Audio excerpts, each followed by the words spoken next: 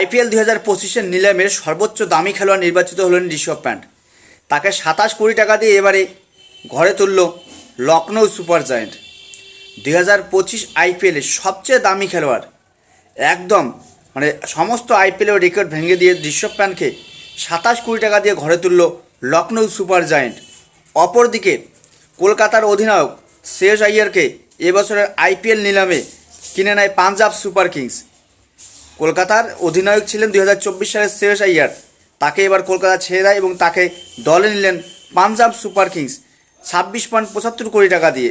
এবং আরেক ভারতীয় ওপেনার ভেঙ্কটেশ আইয়ার, তাকে 23.75 কোটি টাকা দিয়ে দলে রাখলো কলকাতা। এবং 2024-এর লখনৌ সুপার জায়েন্টের অধিনায়ক লোকেশ রাহুলকে 14 কোটি টাকা দিয়ে দলে রাখলো দিল্লি ক্যাপিটালস।